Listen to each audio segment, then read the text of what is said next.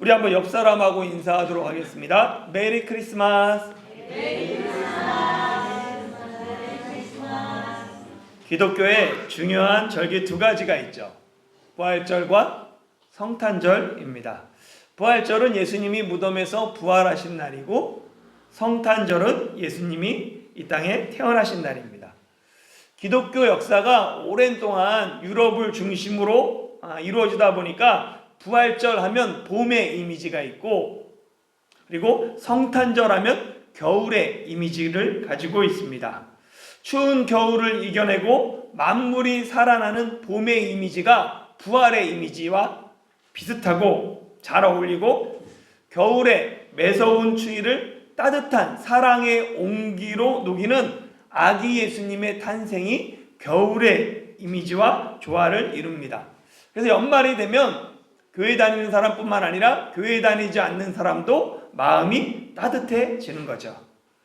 그런데 부활절은 봄이 맞지만 성탄절은 겨울이 아닐 수 있습니다. 왜냐하면 예수님이 태어나신 날을 아무도 모르기 때문입니다. 예수님의 탄생 기록은 마태복음하고 누가복음에만 기록해 있어요. 그런데 성경 어디에도 예수님이 언제 태어나셨는지 아무런 언급이 없습니다. 실제 예수님이 12월 25일에 태어날 수도 있지만 그 가능성은 365분의 1입니다. 오늘날 성탄절이 12월 25일이 된 것은 기독교의 전통 때문입니다. 교회가 언제부터 12월 25일을 성탄절로 지켰는지는 성경뿐만 아니라 교회 역사 속에 명확하게 기록되어 있지 않아요. 대략적으로 세 가지 설이 있습니다. 첫 번째는 정치설이에요. 초기에 기독교는 로마 제5대 황제였던 네로 때부터 박해를 받아요. 콘스탄티누스 황제가 기독교를 공식적인 종교로 인정하는 밀라노 칙령을 반포하기까지 약 250년간 박해를 받습니다. 콘스탄티누스는 불리한 전투에서 방패 기독교 문양을 사용하라라는 하늘로부터 계시를 받죠. 이를 통해 전쟁에서 승리한 콘스탄티누스는 로마 황제가 된 후에 기독교를 정식으로 인정합니다. 비록 콘스탄티누스가 기독교를 정식적으로 인정은 했지만 로마 제국의 일치 그리고 안정이 그에겐 가장 중요한 문제였어요. 그래서 콘스탄티누스는 로마인들이 가장 많이 섬기는 태양신 그리고 기독교의 절충을 시도합니다. 그의 대표적인 절충안이 일요일을 공휴일로 지정한 것이에요. 그 전까지는 공휴일이라는 개념이 없었습니다. 당시 일요일은 로마인들에게는 태양의 날, 썬데이예요. 그리고 기독교인들에게는 예수님이 부활하신 주일, 주님의 날이었습니다. 콘스탄티누스는 일요일을 공휴일로 삼으므로 로마인들의 태양 숭배 사상과 그리스도인들의 예수 숭배 사상을 모두 만족시킵니다. 이런 콘스탄티누스의 정책이 12월 25일 태양신 미트라의 탄생 축일에도 적용됩니다.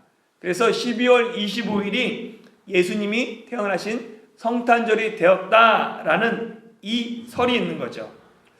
콘스탄티누스가 로마 제국의 통치 수단으로 12월 25일을 성탄절로 지정했다라는 설이 정치설입니다. 두 번째는 대안설이에요. 로마 제국에서 태양신 축제일은 주후 274년에 제정됩니다. 그때는 아직 기독교가 공식적인 종교로 인정받지 않았어요. 그리고 로마 제국으로부터 박해를 받던 시절이죠. 이에 교회는 태양신 탄생 축제의 그 축제 페스티벌에 참가하는 성도들을 보호할 필요가 있었습니다. 그래서 12월 25일을 태양신의 탄생일이 아니라 세상의 빛으로 오신 예수님, 의의 태양이신 예수님을 기억하며 예수님의 탄생일로 바꾸자, 그리고 그렇게 지냈다라는 설인 거죠. 그러다가 테오도시우스가 황제가 돼요. 그리고 380년에 데살로니가 칙령을 통해서 로마가 제국이다, 기독교가 국교가 됩니다. 테오도시우스 황제는 389년에 이교도들의 축일을 인정하지 않아요. 그래서 그 축제일을 공휴일에서 빼버립니다. 그리고 391년에는 이교 제사를 전면 금지하며 그리고 이교 사원들을 폐쇄하죠.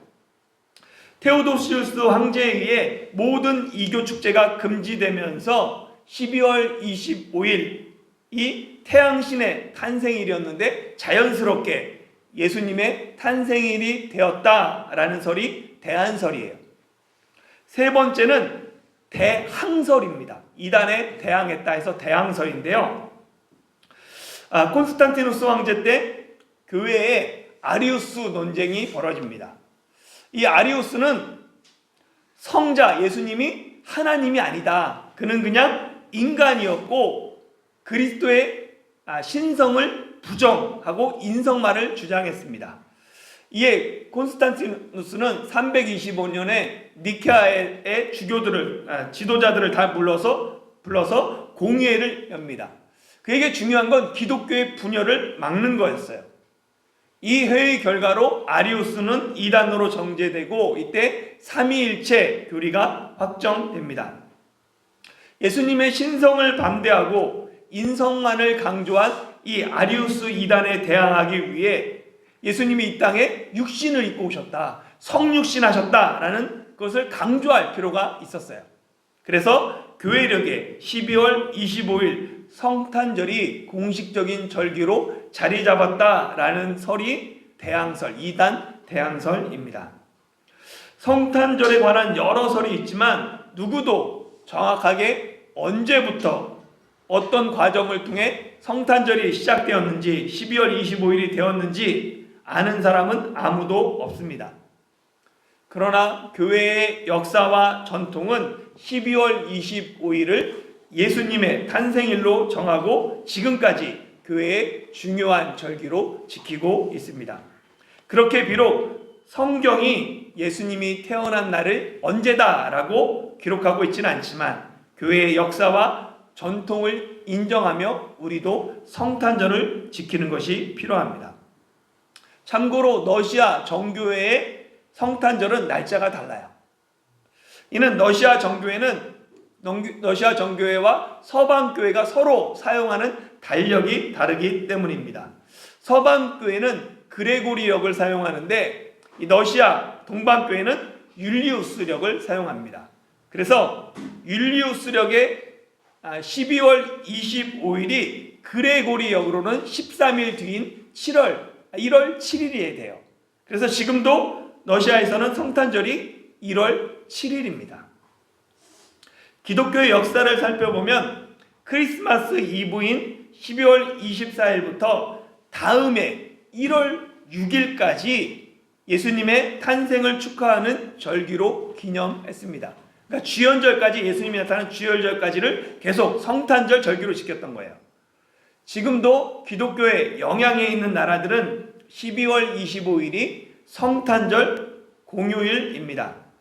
나라에 따라 25일, 26일 이틀을 쉬는 나라도 있고 크리스마스 이브부터 크리스마스 다음 날까지 3일을 쉬는 나라도 있습니다.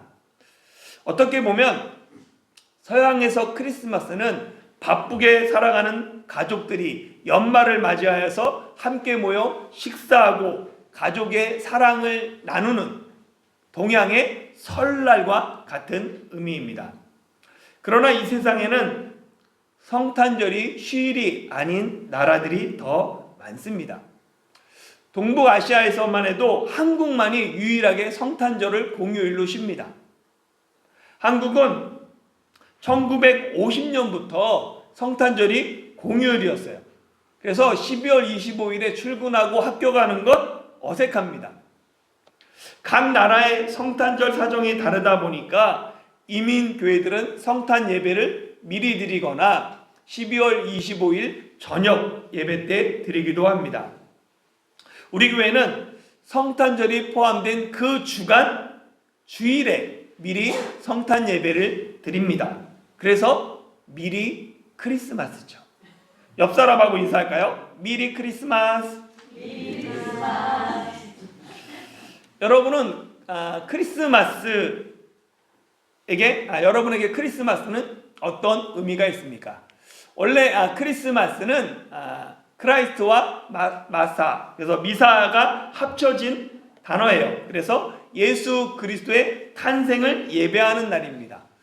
흔히 크리스마스를 아래와 같이 큰 대문자 X와 마스로 표기하는데, 이는 로마자 S가 아니라 크리스토스, 그래서 헬라어 크리스토스의 약자입니다.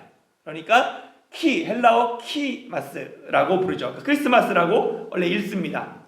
성탄절은 아기 예수님이 오심을 감사하며 다시 오실 예수님을 기다리는 대림의 의미가 있어요. 그래서 기다릴 때 이말임, 그래서 주님의 오심을 기다리는 의미가 있는데, 예로부터 교회는 성탄절 전 4주간을 대림절 또는 대강절로 지킵니다. 예전에는 강림절이라고 불렀어요. 이 대림절은 예수님의 오심을 감사하며 다시 오실 예수님의 재림을 기다리는 절기입니다. 교회력에서 새해의 시작을 알리는 절기가 대림절이에요. 우리는 1월 1일이 되면 새해가 시작되었다고 생각하지만, 교회의 역사는 대림절이 되면 새해가 시작되었다라고 생각했습니다. 이 대림절은 단지 예수님의 오심을 기뻐하고 즐거워하는 절기가 아닙니다. 많은 교회가 대림절을 아기 예수님의 탄생을 기뻐하는 절기로만 이해합니다. 그러나 대림절은 아기 예수님의 탄생과 함께 다시 오실 예수님을 기다리는 절기입니다. 그렇기에 대림절에 반드시 생각해야 될 질문이 하나 있어요. 나는 다시 오실 예수님을 맞이할 준비가 되었는가? 아기 예수님의 탄생을 기뻐하고 즐거워하는 것처럼 예수님의 재림도 기쁨으로 내가 맞을 준비가 되었는지 점검해야 합니다. 예수님이 다시 오시는 그날에는 성탄 축하와는 비교할 수도 없는 어린 양의 혼인잔치가 준비되어 있습니다. 혼인잔치를 결혼식을 사모하며 신랑을 간절히 기다리는 신부의 설렘이 대림절, 성탄절에 있어야 합니다. 여러분은 주님 다시 오실 날을 사모하십니까? 아니면 주님의 재림이 한밤중에 갑자기 마주친 도둑과 같은 두려움을 줍니까? 여러분에게 그리스도의 재림은 기쁨입니까? 아니면 두려움입니까? 예수님의 탄생이 기쁜 소식인 것처럼 예수님의 재림도 우리에게 복음이어야 합니다. 복음을 뜻하는 헬라어는 유앙겔리온이에요. 고대 로마에서 전쟁에서 승리한 전령이 전쟁에서 승리했다는 이 소식을 전하는 이 승리의 소식이 유앙겔리온입니다. 이후 유앙겔리온은 로마 황제와 관련된 좋은 소식이 되었어요. 그래서 새로운 황제가 등극하거나 황제의 생일이거나 황제가 도시를 방문하는 소식, 이 모든 소식이 유앙겔리온이었습니다. 그런데 마가복음은 유앙겔리온을 예수 그리스도와 관련해서 사용합니다. 하나님의 아들 예수 그리스도의 복음의 시작이라. 성경이 말하는 복음은 예수 그리스도예요. 복음의 시작이 예수 그리스도고 복음의 끝도 예수 그리스도입니다. 로마 황제와 관련된 이 복음을 마가복음은 만왕의 왕으로 오신 예수 그리스도에게 사용합니다. 사도행전에 기록된 사도들의 설교에 따르면 복음은 예수 그리스도의 죽음과 부활에 관한 소식이에요. 예수 그리스도의 죽음과 부활을 통해 하나님이 이루신 구원 사역이 사도들이 전한 복음의 핵심이었습니다.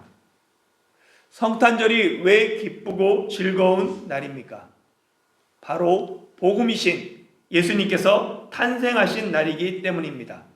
내가 더 높아지고 내가 더 많은 것을 갖고 내가 성공하고 선물을 받는 이것이 복음이 아닙니다.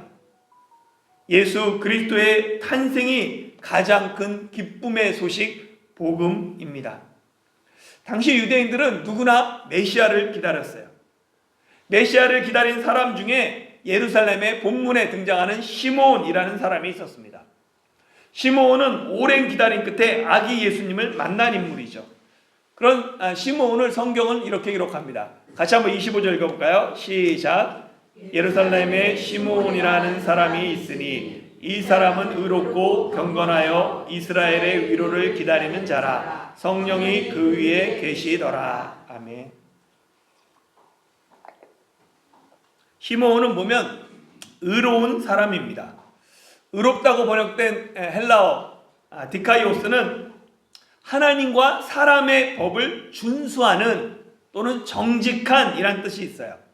그러니까 시므온은 그가 의롭다는 것은 하나님 앞에서 죄가 없고 흠이 없다는 말이 아닙니다. 모든 사람이 죄를 범하였기에 하나님 앞에 구원받을 만한 의인은 아무도 없어요.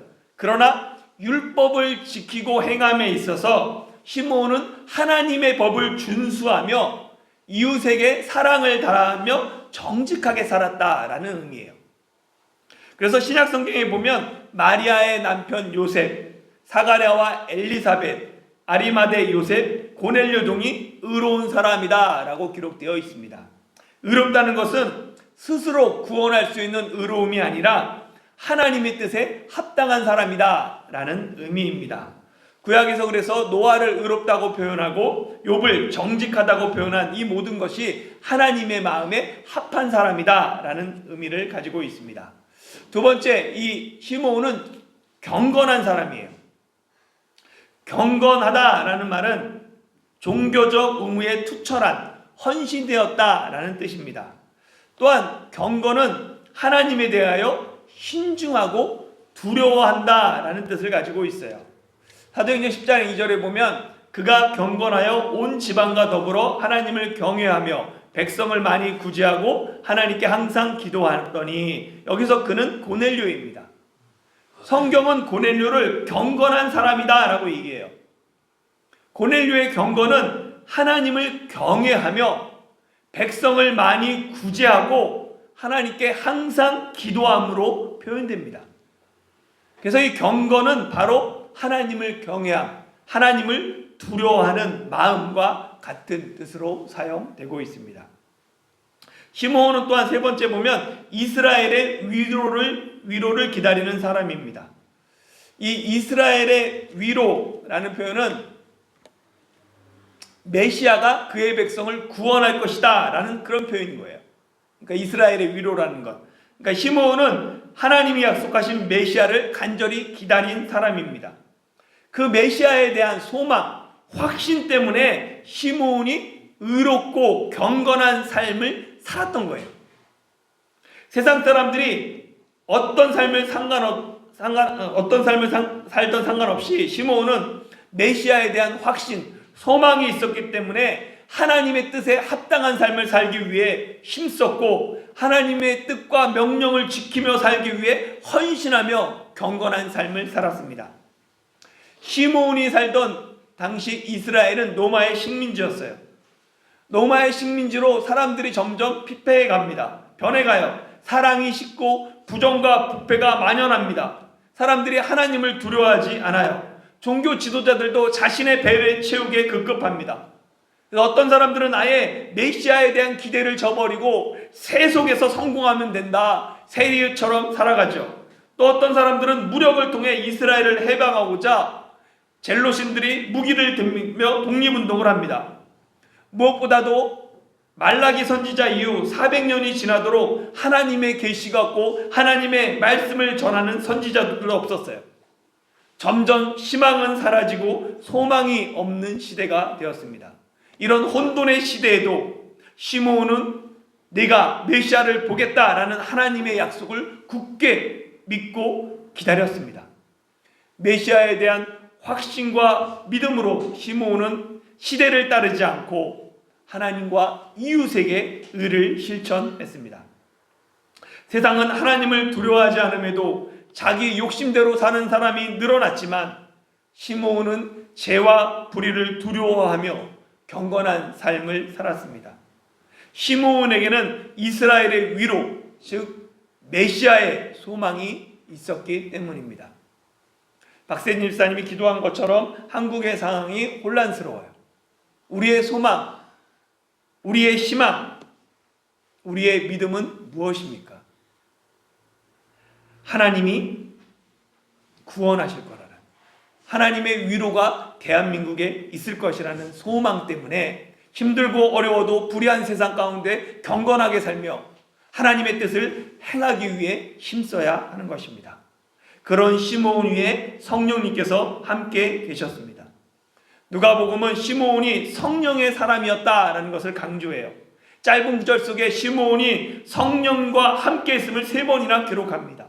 성령님이 시므온 위에 있었으며 시므온이 성령님의 지시를 받았고 시므온이 성령님의 감동으로 성전에 들어갔습니다. 시므온은 성령님과 동행하는 삶을 살았습니다. 성령님은 시므온의 발걸음을 성전으로 향하게 하셨으며 바로 그때 성령님이 요셉과 마리아가 아기 예수님을 데리고 성전에 들어가게 하셨습니다. 극적으로 시므온이 예수님을 만남으로 그가 죽기 전에 그리스도를 볼 것이란 성령님의 지시가 이루어졌습니다. 메시아를 만난 시므온은 감격하며 하나님을 찬양합니다. 30절에서 32절 같이 읽어볼까요? 시작. 내 눈이 주의 구원을 보았사오니 이는 만민 앞에 예비하신 것이요 이방을 비추는 빛이요 주의 백성 이스라엘의 영광이니이다 하니. 아멘. 시므온은 내 눈이 주의 구원을 보았다라고 노래합니다. 시므온의 이 노래는 예수님이 곧 구원이라는 고백이에요. 누가복음 19장에 보면 예수님이 삭개오에게 내가 오늘 내 집에 유하여 하겠다, 들어가겠다라고 말씀하세요. 그리고 예수님이 삭개오의 집에 가서는 뭐라고 말씀하시냐면 오늘 구원이 이 집에 이르렀다라고 선언하십니다. 삭개오의 집에 들어가신 분은 예수님이에요. 그런데 예수님은 구원이 삭개오의 집에 이르렀다라고 말합니다. 이는 예수님이 구원이라는 말이에요. 예수님이 구원이십니다. 누구든지 주의 이름을 부르는 자는 구원을 얻어요. 예수님이 구원이라는 이 사실이 복음입니다. 또한 예수님은 이스라엘의 영광일 뿐만 아니라 이방을 비추는 빛입니다. 복음은 유대인들만을 위한 것이 아니라 온 세상 모든 만민을 위한 것입니다. 복음은 유대인과 이방인을 차별하지 않습니다. 구원은 남자와 여자를 차별하지 않아요. 구원은 주인과 종을 차별하지 않습니다. 구원은 가진 자와 가지지 못한 자를 차별하지 않으며 구원은 배운 자와 배우지 못한 자를 차별하지 않습니다. 주님의 구원은 만민 앞에 예비하신 것으로 어떤 차별도 없습니다. 당시 유대인들은 로마의 압제로부터 나라를 해방할 메시아를 기다렸습니다. 그러나 예수님은 정치적인 메시아나 경제적으로 우리에게 빵을 주는 메시아가 아닌 자기 백성을 그들의 죄에서 구원할 메시아로 이 땅에 오셨습니다. 가짜 복음은 죄로부터의 구원이 아닌 병이나 가난으로부터의 구원을 더욱 중시하고 자신의 명예와 욕심을 채우는 구원자로 예수님을 소개합니다. 예수님을 믿으면 더 성공하고 부자가 되고 더 많은 것들을 누릴 수 있다 소개하는 그 모든 것들이 사실은 예수 그리스도의 복음을 흠집내는 것들입니다. 예수님은 자기 백성을 그들의 죄에서 구원할 구주로 오셨습니다. 다른 어떤 것이 아니라 구주의 탄생이 나를 죄에서 해방할 구주가 바로 큰 기쁨의 좋은 소식 복음입니다. 사랑하는 성도 여러분, 성탄절은 복음이신 예수님이 이 땅에 오신 날입니다. 이는 하나님께서 오랫동안 계획하신 일이며 하나님의 사랑이 구체적으로 이 땅에 나타난 날입니다. 그렇게 성탄절은 하나님께 영광이 됩니다. 성탄절은 사람이 영광을 받는 날이 아니에요. 내가 선물을 받는 날도 아니고 오직 하나님께 영광을 드려야 하는 날입니다. 그렇게 성탄절은 그리스도께 예배하는 크리스마스가 되었으며 우리가 즐겁게 그리스도께 예배하는 메리 크리스마스가 된 것입니다. 모든 존귀와 영광을 하나님과 이 땅에 인간의 몸으로 오신 예수님께 돌리는 날이 바로 성탄절입니다. 또한 성탄절은 다시 오실 예수님을 기억하는 날입니다. 아기 예수님이 오신 성탄절이 기쁨의 날인 것처럼 예수님이 다시 오시는 그날도 기쁜 날이어야 합니다. 시므온이 주의 구원을 보기까지 성령과 동행했던 것처럼 예수님이 재림하는 그날까지 성령님과 동행하며 이웃과 하나님에게 의를 행하고 의롭고 경건한 삶을 살아가는 저와 여러분이 되시길 예수님의 이름으로 축원합니다.